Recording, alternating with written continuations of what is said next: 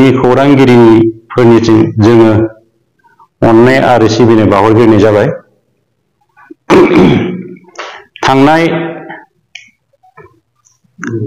15 तारिखे दिल्लीयाव जा बड'लेण्ड महोत्सव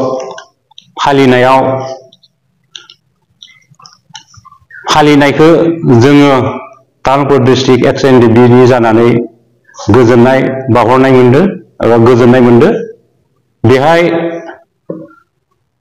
भारतनि प्रधान मन्त्रि नरेन्द्र मदिया फैनानै जि एक्स-एन-डि-बि फोरनि मोननो गोनां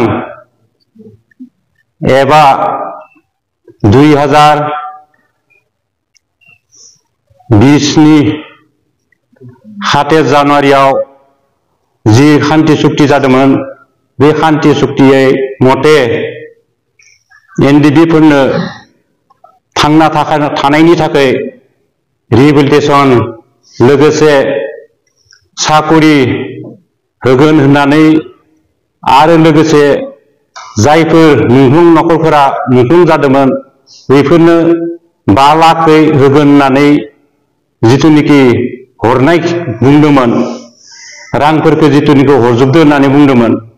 दा बेनि सायाव जोंनिनो तामुलपुर डिस्ट्रिक्ट एक्स-एन-डि-बि निनो जगेन बसुमतारिया जि खेंफोरथि होदोंमोन, बे खेंफोरथि होनायाव बिथां बि दौलेङा बिनि सायाव जि इलिगेसन होदो, दा बेखौ लानानैसो आं फंनैसो बुंनो होननानै सानदों। खारन एक्स-एन-डि-बि आ दिनै दौलेंखौ बुंबाबो जोंबो जिहेतुके एक्स-एन-डि-बि जोंनि मोदोमावबो बे बुंनाया नाङो। बिनिखायनो आङो सानदोंमोन सिगां आगोलावबो बिदि ससियेल मिडियायाव जेबो बुङा होननानैनो साननानै थायोमोन। किन्तु दिनै गोरबो सिङाव जि थफ्ला बोनथुमना लानाय, बे थफ्लाखौ दिनै बुफ्रुनो गोनां जादों। जिहेतुके दौलेङा बे जगेन बसुमतारिनि सायाव जि इलिगेसन होदो, बियो जोबोद दुखुनांथाव। मानो होनना बुंनो थाङोब्ला बिथाङा एक्स-एन-डि-बि फोरनि जि मोननांगौ दङमोन बेफोरखौ लानानैसो गासैबो बाथ्राखौ बुंथिदोंमोन। किन्तु दौलेङा बेखौ गाज्रि मोननो गोनां जेबो बाथ्रा गैयामोन।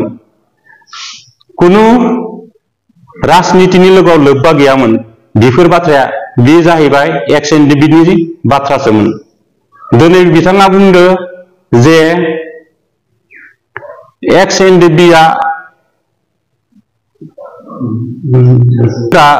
दिनै जि मोननो गोनां दङमोन, बे मोननो गोनांफोरखौ मोनजोब्बाय होननानै बुंनाया बे गोरोन्थि जादों। खारन जों नुहुरखादों आरो मिथिगौबो, बिथां दौलेङा गावनि न' खाथियावनो थानाय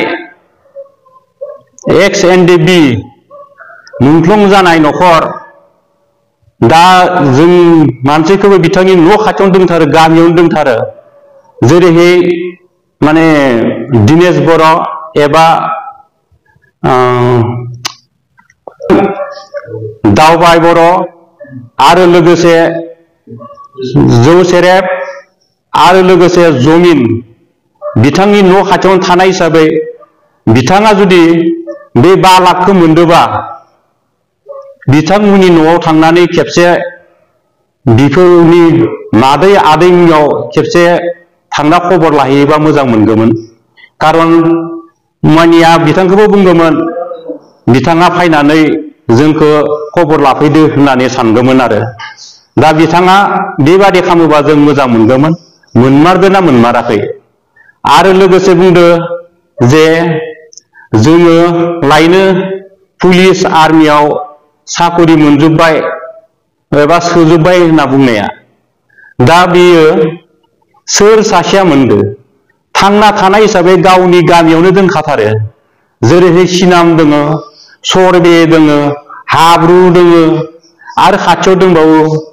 बेफोरखौ खेबसे बिथांमोननि न'आव थांनानै खेबसे सोंनानै फैयोबा हामगौमोन साकरि मोनबाय ना मोनाखै बेबादि खबर लानायबा बिथांखौ आं गोजोननाय मोनगौमोन। दा बेखौ नाहरनानै बिथाङा जिखिनि बुंदो बेफोर बाथ्राखौ हयथ' गावाबो साननो गोनां जाना फैगोन जे बिथांमोना आसलते मा मावमारनानै दङ। आरो लोगोसे बिथाङा बुंदो जे 4203 जना रिहेबिलिटेसन मोनबाय होननानै गासैबो माने रिहेबिलिटेसन मोनजोब्बाय होननानै बिथांमोना बुंदो। दा बै हिसाबै एक्स एनडिबिआ जुदि गासैबो मोनजोब्बायबा जायफोर मानसिफोरा दिनै रिहेबिलिटेसन मोनाबागासिनो न'आव जिरायना दङ अरिजिन एनडिबिफोरानो दंबावोसो दिनै बिथांमोनखौ मानो गोसोखांनो हायाखै एबा मानो बिथाङा होनो हागोन नामा बे रिहेबिलिटेसनखौ जायफोरा जे मोनाबासिनो दिनै दंबावो बे रखम। आरो जोंहा मोनसेखौ बुंबावदो दे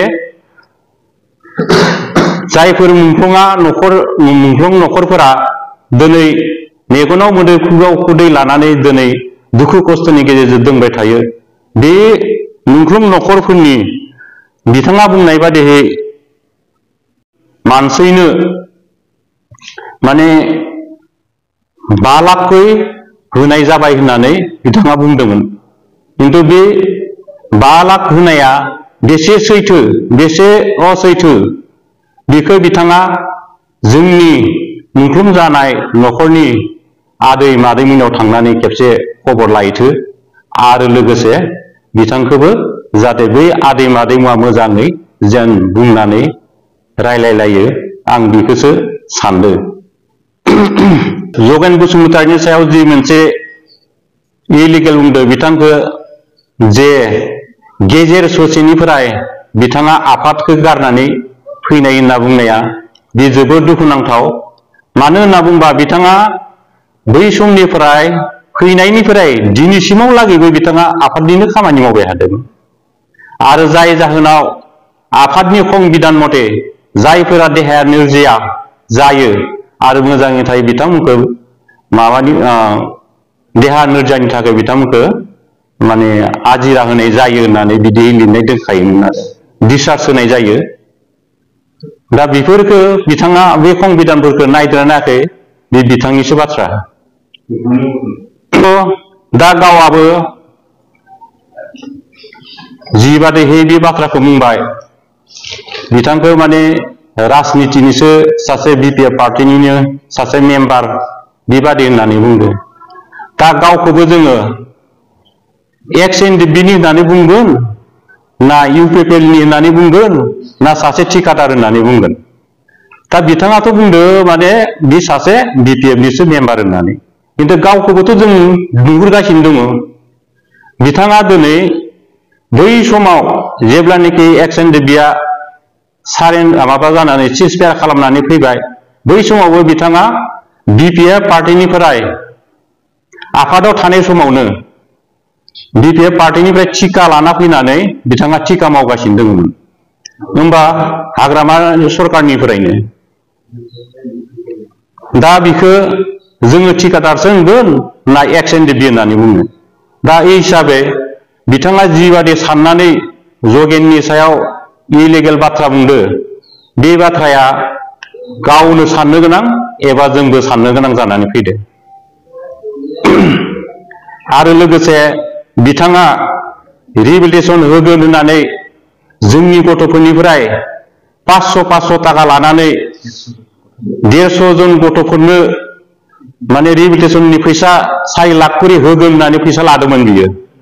दा बियो सोर साबेसेनो बे माबाखौ 4 लाखखौ होनो हाखो आं बेखौ बिथांनि सायाव माने सोंथि खालामनाय जादों।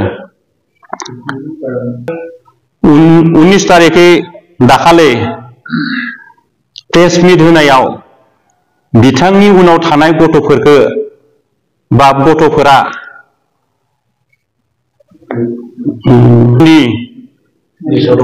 लिस्टआव दङ ना गैया आरो दा मोनदों ना मोनाखै बे गथ'फोरा बे 4 लाखखौ बिनिबो माने फिननायखौ बिथाङा होनांगौ। बेखौनो बुंनो सानो दे बिथाङा सासे जोङो इउपिपिएल हान्जानि सासे सक्रिय मेम्बार होननानैसो आं बेखौ सानो। बेखौ एक्स एनडिएफबि वेलफेयारनि मानसि होननानै साना। कारन जगेन बसुमतारीखौ जेरै बुंदो आंबो बिदिसो बुंनो होननानै सानो आरोखि। बिसोर जोङो आसलते एक्स एनडिएफबि हिसाबै जों बयखौबो माने एक्स एनडिएफबि हिसाबैनो सानो। बिदिहै सोरबा राजनितिनि बाथ्राखौ जोङो सानाखैमोन। आरो जगेनाबो माने कुनु पार्टीनि बाथ्रा सानाबाखासिनो बे एक्स एनडिएफबिफोरनि मोननाय मोनैनि बाथ्राखौ लानानैसो बे बाथ्राखौ बुंदोंमोन आरोखि।